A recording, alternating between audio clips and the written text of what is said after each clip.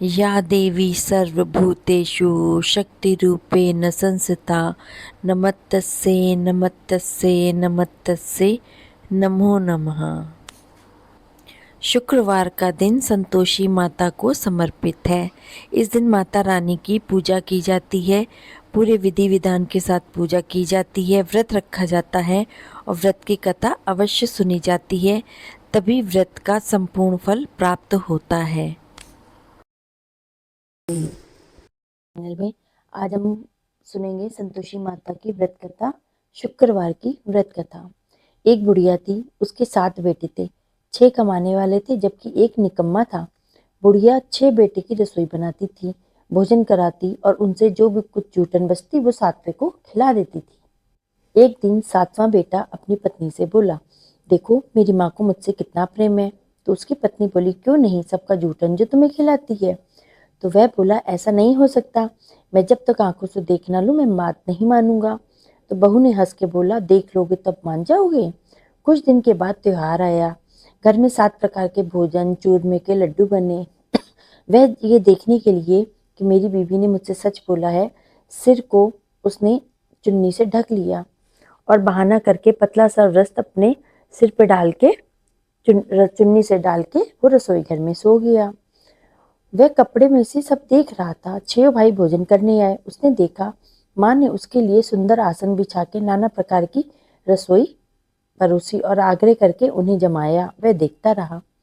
6 भोजन करके जब उठ गए तब माँ ने उन सबकी जूठन से थालियों से लड्डुओं को टुकड़े उठा के लड्डू बनाया और जूठन साफ करके बुढ़िया माँ ने उसे पुकारा, बेटा 6 भाइयों ने भोजन कर लिया है, अब तू भी आ जा, उठ तू खा ले। जूठन साफ करके बुढ़िया ने जब उसको बुलाया तो वह बोला, माँ मुझे भोजन नहीं करना है, मैं परदेश जा रहा हूँ। तो माँ ने कहा, कल जाता है, आज चला जा। तो वह बोला, हाँ मैं आज ही जा रहा हूँ। यह कह के वह घर से निकल गया। 7वें बेटे का परदेश जाना बहुत ही ज्यादा दुखदायी हुआ। चलते समय उसकी पत्नी को उसको याद आ गई। वह गौशाला में कंडे थाप रही थी। वहां जाके बोला, हम जावें परदेस आवेंगे कुछ काल, तुम रहियो संतोष से धर्म आपनो पाल। तो वह बोली, जाओ पिया आनंद से, हमारो सोच हटाए, राम भरोसे हम रहे, ईश्वर तुम्हें सहाय। 2 निशानी आपन देख, धरु में धीर, सुधीमती हमारी, बसरियो रखियो मन गंभीर। तो वह बोला, मेरे पास तो कुछ भी नहीं है, ये अंगूठी है, सो तू ये ले ले और अपनी कोई निशानी मुझे दे दे। तो वह बोली, मेरे पास तो कुछ भी नहीं है, ये गोबर भरा हाथ है बस मेरे पास। ये कह के उसकी पत्नी ने उसकी पीठ पे गोबर के हाथ की थाप मार दी और वह चल दिया। चलते चलते वह दूर देश पहुंच गया। वहां पे एक साहूकार की दुकान थी। वहां जाके कहने लगा, भाई मुझे नौकरी पे रख लो। साहूकार को जरूरत थी तो वह बोला, रह जा। लड़के ने पूछा, तनख्वाह क्या दोगे। साहूकार ने कहा, काम देख के ही दाम मिलेंगे। साहूकार की नौकरी मिल गई। वह सुबह 7 बजे उठ के 10 बजे तक नौकरी बजाने लग गया और कुछ दुकानों में दिनों तक वह दुकान का सारा लेन देन, हिसाब किताब, ग्राहकों को माल बेचना, सारा काम करना लग गया। साहूकार के 7-8 नौकर थे।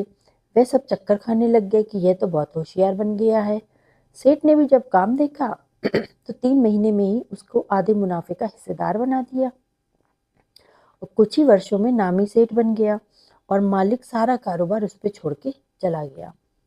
इधर उसकी पत्नी को सास ससुर दुख देने लगे, सारी गृहस्थी का काम कराने लग गए, उसे लकड़ी लेने जंगल भेज देते। इस बीच घर के आटे से जो भूसी निकलती उसकी रोटी बना के देते, फूटे हुए नारियल की नारेली में पानी देते। एक दिन लकड़ी लेने जा रही थी तो रास्ते में बहुत सारी स्त्रियां संतोषी माता का व्रत करती दिखाई दी। वह वहां खड़ी होकर कथा सुनने लगी और पूछा कि बहनों, तुम लोग किस देवता का व्रत करती हो और इससे क्या फल प्राप्त होता है। यदि मुझे इस व्रत का विधान मुझे भी समझाओ तो मैं तुम लोग का एहसान मानूंगी। तो उसमें से एक स्त्री ने बोला, सुनो, ये संतोषी माता का व्रत है।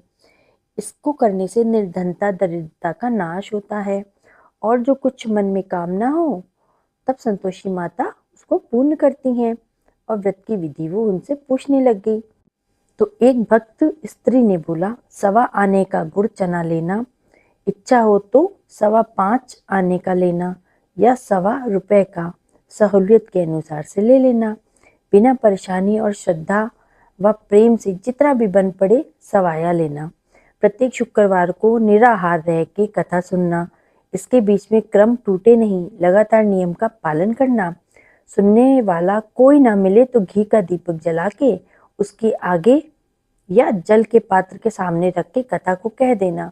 जब कार्य सिद्ध ना हो, नियम का पालन करना और कार्य सिद्ध होने पे व्रत का उद्यापन करना और इस प्रकार से तुम्हें फल मिल जाएगा। 3 मास में माता फल पूरा कर देती हैं। यदि किसी के ग्रह खोटे भी हों तो भी माता वर्ष भर में कार्य सिद्ध कर देती हैं। फल सिद्ध होने पे उद्यापन करना चाहिए, बीच में नहीं। उद्यापन में 2.5 सेर आटे का खाजा तथा इसी परिमाण से खीर तथा चने का साग करना। 8 लड़कों को भोजन कराना, जहाँ तक मिले देवर जेठ भाई बंधु गेहूं, ना मिले तो रिश्तेदारों और पास पड़ोसियों को बुला लेना। उन्हें भोजन करा के यथाशक्ति दक्षिणा देना और माता का नियम पूरा करना। उस दिन घर में खटाई ना खाना। यह सुन के बुढ़िया के लड़के की बहू चल दी। उसने रास्ते में ही सोच लिया। रास्ते में लकड़ी के उसको बोझ को बेच दिया और उस पैसे से गुड़ और चना ले लिया। माता के व्रत की तैयारी करने के लिए आगे चली तो सामने मंदिर देख के पूछने लगी, यह मंदिर किसका है? तो सब कहने लगे, संतोषी माता का मंदिर है। यह सुन के माता के मंदिर में जाके चरणों में लौटने लगी। दीन हो विनती करने लगी, माँ मैं निपट अज्ञानी हूँ, व्रत के कुछ भी नियम नहीं जानती हूँ, मैं दुखी हूँ। हे माता जगत जननी, मेरे दुखों को दूर करो, मैं तेरी शरण में हूँ। माता को दया आ गई। एक शुक्रवार बीता कि दूसरे को ही उसके पति का पत्र आ गया और तीसरे शुक्रवार को उसका भेजा हुआ पैसा आ गया। यह देखकर जेठ जेठानी मुंह सिकोड़ने लग गए। लड़के ताने देने लग गए, काकी के पास पत्र आने लगे हैं, रुपया आने लगा है, अब तो काकी की खातिर बढ़ेगी। बेचारी सफलता को देख के प्रसन्न हो गई और सरलता से कहती, भैया कागज आवे रुपया आवे, हम सबके लिए अच्छा है। ऐसा करके आंखों में आंसू भर के संतोषी माता के मंदिर में आके मातेश्वरी के चरणों में गिर के रोने लग गई। माँ मैंने तुमसे पैसा कब मांगा था? मुझे पैसों से क्या काम है, मुझे तो अपने सुहाग से काम है, मैं तो अपने स्वामी के दर्शन करना चाहती हूँ। तब माता ने प्रसन्न होकर कहा, जा बेटी तेरा स्वामी आएगा। यह सुन के खुशी से बावली होके घर में जाके काम करने लगी। अब संतोषी माँ विचार करने लगी, इस भोली पुत्री को मैंने कह तो दिया तेरा पति आएगा, लेकिन कैसे? वह तो इसे सपने में याद भी नहीं करता है। उसे याद दिलाने के लिए मुझे ही जाना पड़ेगा। इस तरह माता जी उस बुढ़िया के बेटे के पास स्वप्न में गईं और प्रकट होकर कहने लगी, साहूकार के बेटे सो रहा है या जागता है? तो वो कहने लगा, माता सोता भी नहीं जागता भी नहीं हूँ, कहो क्या आज्ञा है? तो माँ कहने लगी, तेरे घर बार कुछ है कि नहीं? मेरे पास सब कुछ है, माँ बाप है, बहू है, क्या कमी है? तो माँ ने बोला, भोले पुत्र तेरी बहू घोर कष्ट उठा रही है, तेरे माँ बाप उसे परेशानी दे रहे हैं, वह तेरे लिए तरस रही है, तू उसकी सुध ले। तो वह बोला, हाँ माता जी यह तो मुझे मालूम है, परंतु जाऊं तो कैसे? परदेश की बात है, लेन देन का कोई हिसाब नहीं है, कोई जाने का रास्ता नहीं आता, कैसे चला जाऊं? तो माँ कहने लगी, मेरी बात मान, सवेरे नहा धो के संतोषी माता का नाम ले, घी का दीपक जला और दंडवत करके दुकान पे जाके बैठ जा। जमा का माल बिक जाएगा, सांझ होते होते धन का भारी ढेर लग जाएगा।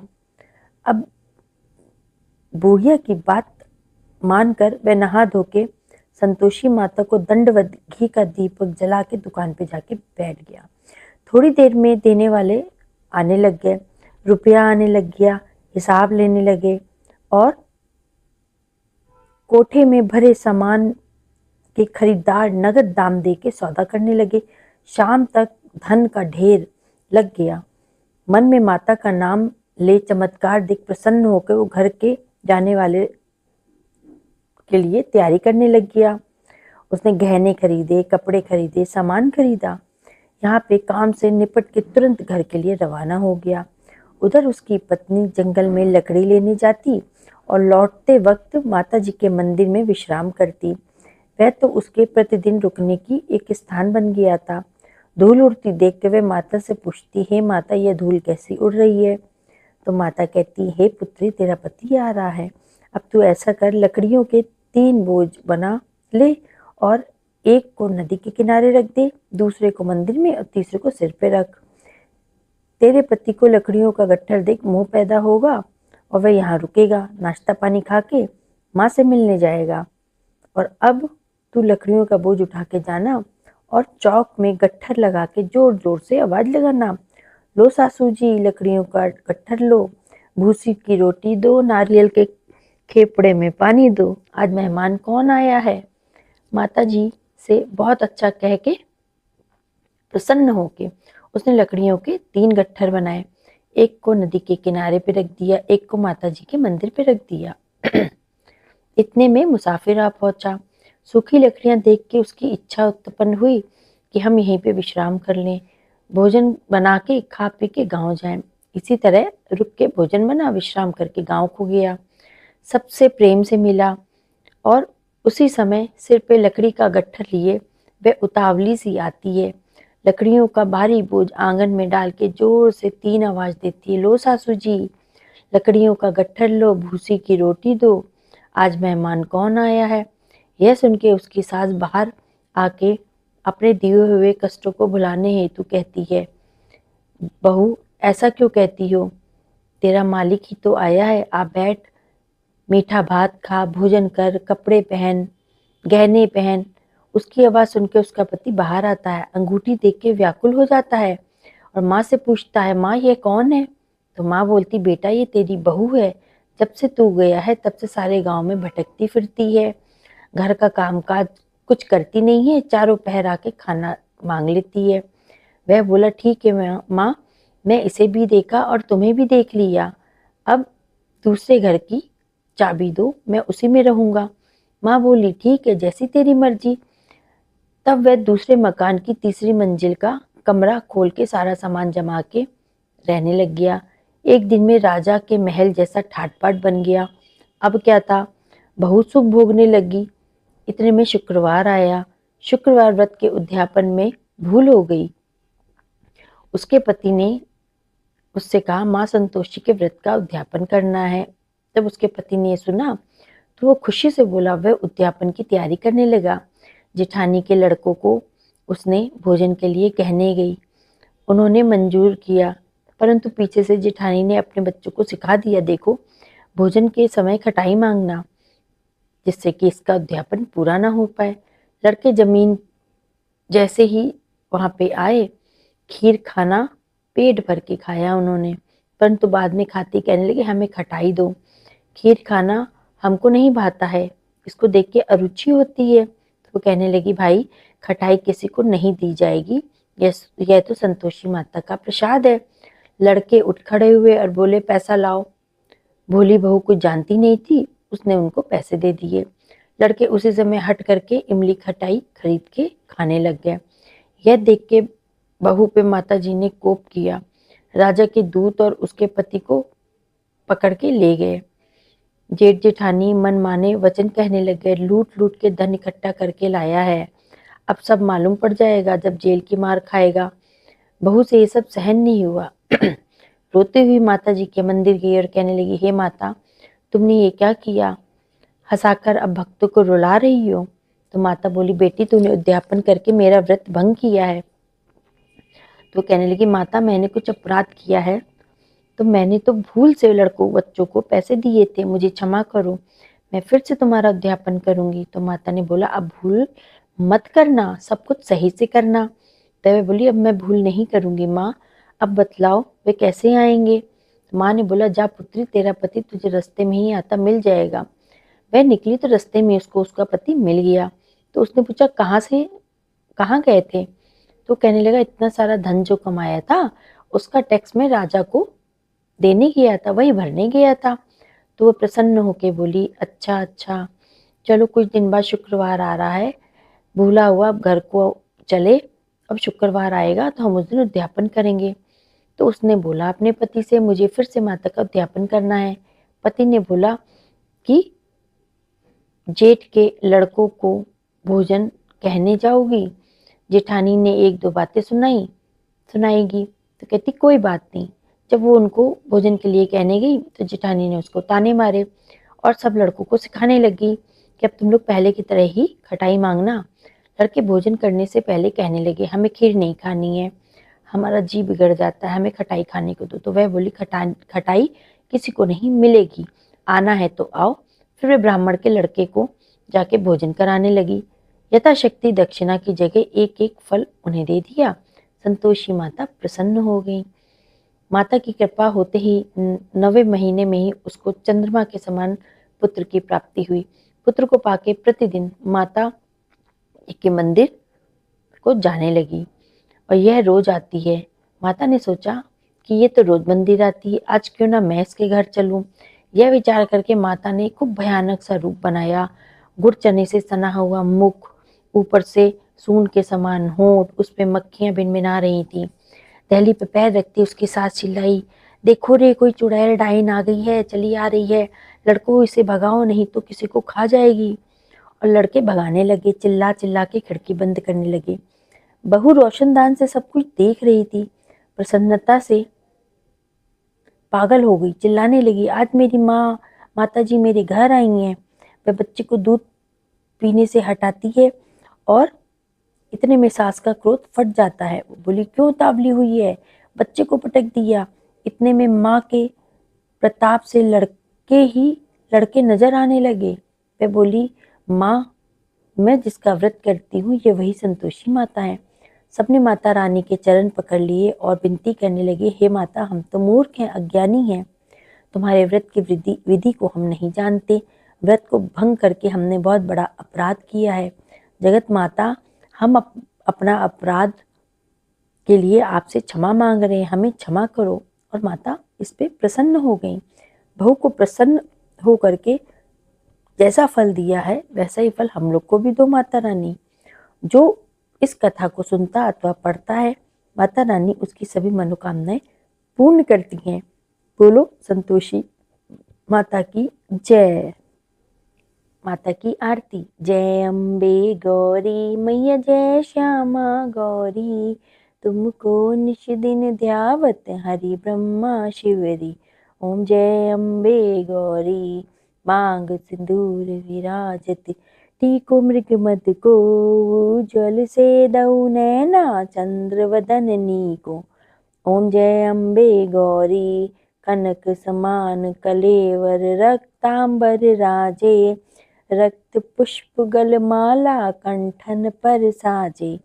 ओम जय अम्बे गौरी, के हरिवाहन राजत, खड़क खपर धारी, सुर नर मुनि जनत सेवत, तिनके दुख हारी। ओम जय अम्बे गौरी, कानन कुंडल शोभित, नासाग्रे मोती, कोटिक चंद्र दिवाकर, समराजत ज्योति।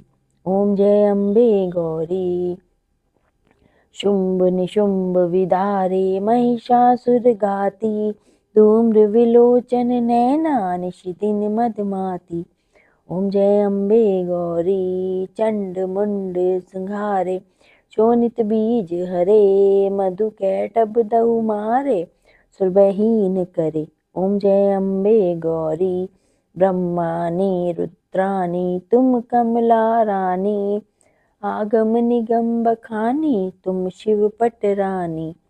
ओम जय अम्बे गौरी, 64 योग निगावत, नित्य करत भैरो, बाजत ताल मृदंगा और बाजत डमरू। ओम जय अम्बे गौरी, तुम ही जग की माता, तुम ही हो भरता, भक्तन की दुख हरता, सुख संपत्ति करता।